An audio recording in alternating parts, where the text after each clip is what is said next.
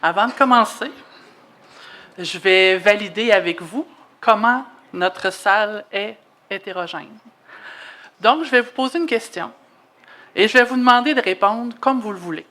Vous pouvez vous lever, vous pouvez crier, vous pouvez lever la main ou vous pouvez répondre en silence dans votre tête. Il n'y a pas de bonne réponse, il n'y a pas de mauvaise réponse. C'est bon? Alors, est-ce qu'il y en a ici qui apprennent mieux en regardant? Est-ce qu'il y en a qui apprennent mieux en écoutant? Je vois des hochements de tête, des mains qui se lèvent. Parfait. Est-ce qu'il y en a ici qui aiment travailler en équipe? Oui. Est-ce qu'il y en a qui préfèrent travailler seul? Aussi. Oui. Il y en a qui sont comme « Oh, oui, j'aime mieux travailler seul. » Est-ce qu'il y en a qui ont besoin de plus de temps que les autres pour compléter une tâche? Oui. Et est-ce qu'il y en a qui ont déjà été surpris par ce qu'ils ont ou elles accompli dans un certain travail? Oui. Oui. Alors, on a une salle hétérogène qui représente un peu ce qu'on peut avoir dans une classe. Et pour vous parler de ça, c'est qu'au Collège Rivier, pour vous situer, petite école à Quaticook, au Québec, dans le sud, tout près de la frontière américaine. On est une école d'environ 100 élèves qui est bâtie à Quaticook depuis 155 ans cette année. Dans nos classes, ce sont des élèves de 12 à 17 ans, donc on est une école secondaire. Je suis moi aussi technologique, mais je me mets en adaptation pour vous présenter mes élèves. Alors, on a des garçons et on a des filles. Alors là, je parle à ceux qui apprenaient mieux en écoutant et à ceux qui apprennent mieux en regardant. J'ai des élèves qui viennent de la ville et de la campagne. Hein?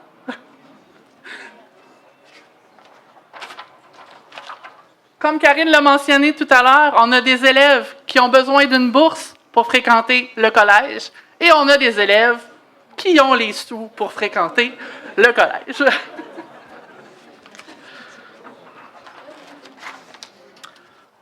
Nous avons des élèves en difficulté d'apprentissage, mais aussi des élèves doués, pour qui c'est facile d'apprendre.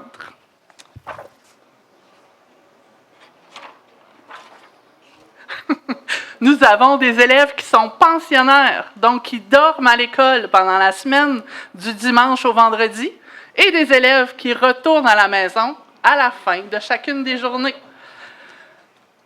Et je pourrais... Ah oui, il y en a un autre. Il y en a un autre. Nous avons des élèves qui sont plus sportifs, des élèves plus artistiques.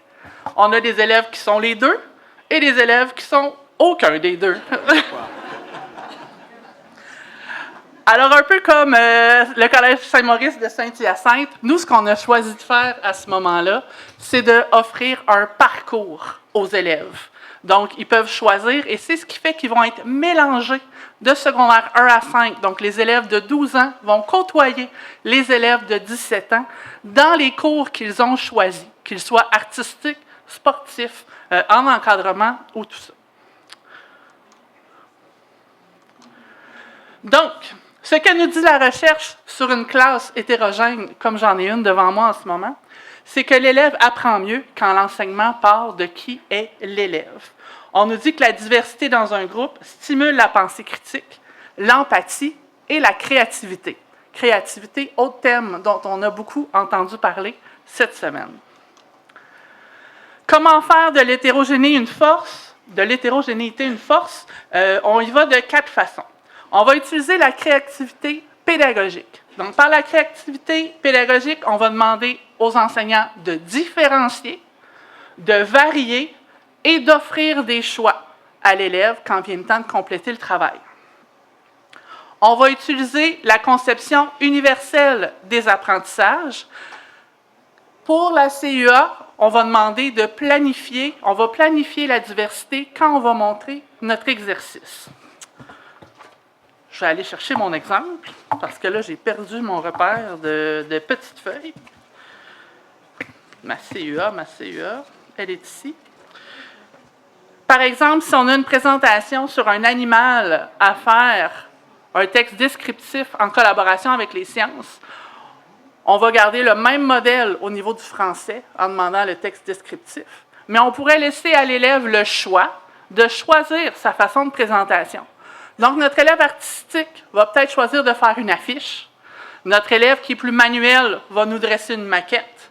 Et notre élève qui est peut-être un fan de la technologie va nous montrer une vidéo ou un vox pop. Donc, on va arriver exactement au même résultat, mais avec des modalités différentes.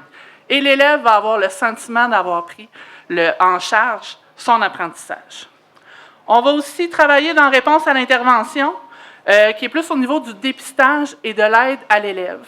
La réponse à l'intervention, c'est qu'on prend pour acquis qu'on fait une pratique universelle, donc qui va rejoindre le maximum des élèves dans la classe. Donc, par exemple, si on va apprendre les pourcentages en mathématiques, l'enseignant, ce qu'il va faire, c'est peut-être une démonstration au tableau, on va donner des exercices en classe, puis on va le corriger en groupe. Ça va rejoindre la majorité des élèves. Le deuxième niveau, c'est le soutien ponctuel. Donc, suite à ça, on pourrait voir qu'il y a des élèves qui ont de la difficulté.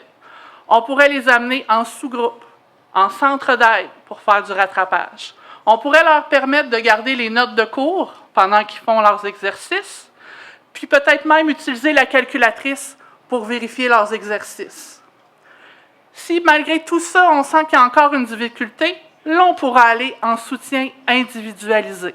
Donc, nous, en classe, ça pourrait être d'être un suivi, par exemple, avec l'éducatrice spécialisée qui est dans la classe, ou on va trouver d'autres méthodes de rester après l'école, d'enlever des périodes ou des choses comme ça. Dernière chose, c'est en lien avec les fonctions exécutives.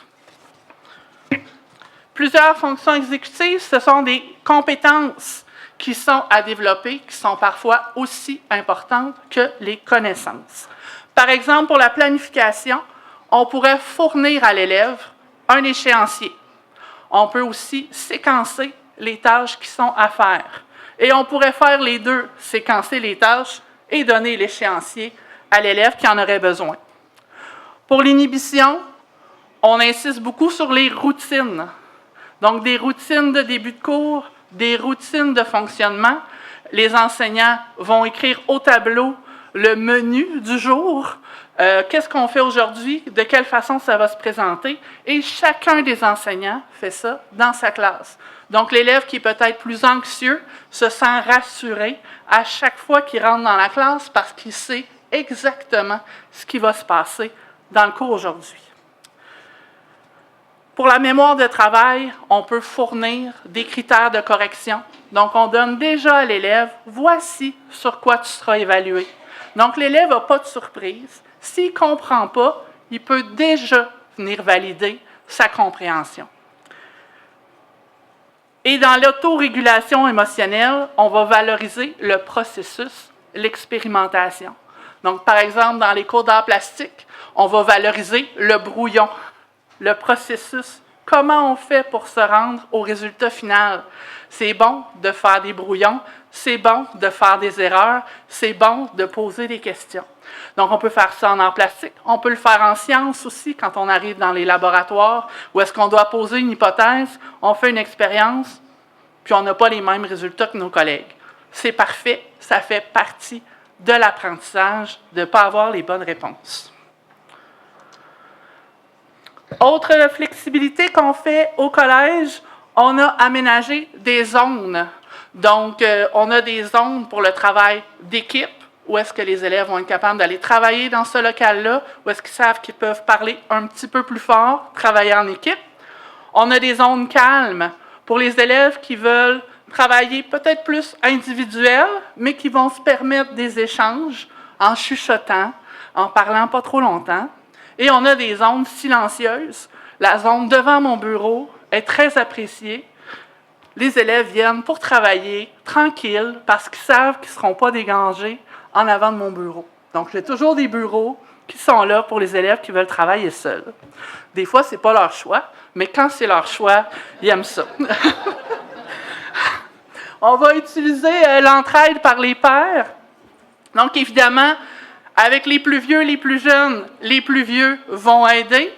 Le soir, à la résidence, des fois, on n'est pas capable de répondre aux questions des petits. C'est nos élèves les plus vieux qui vont répondre et qui vont aider dans les devoirs. Mais ça se fait, oui, pour les devoirs, mais ça se fait pour tout le reste aussi. On a des élèves qui peuvent avoir de la peine, vivre une situation. Bien, des fois, pour moi, ça va être plus facile de dire « Moi, je connais quelqu'un qui a vécu exactement la même chose que toi il y a 2 ans. Donc, je vais aller rechercher cet élève-là qui va venir faire de l'écoute, venir rassurer aussi cet élève-là. » Dernière chose, l'aménagement du temps. On peut aménager le temps de façon ponctuelle. Donc, si on a un élève qui a été absent, qui a mal compris une notion, qui doit reprendre parce qu'il a été à l'hôpital, peu importe, on peut aménager son horaire pour qu'il puisse rattraper avant de réintégrer le cours au niveau régulier. Finalement, une petite liste à ne pas faire et à faire. Donc, ce qui est important quand on utilise l'hétérogénéité dans la classe, c'est surtout de ne pas étiqueter les élèves, de ne pas identifier, lui, c'est un élève fort, lui, on garde l'élève dans sa globalité. On n'oblige pas à une façon de faire, on est à l'écoute de ce que l'élève veut faire et on n'ignore pas un élève qui ne rentre pas dans le moule. Il faut comprendre pourquoi. Qu'est-ce qui ne fonctionne pas? Aller à sa rencontre pour comprendre ce qui se passe.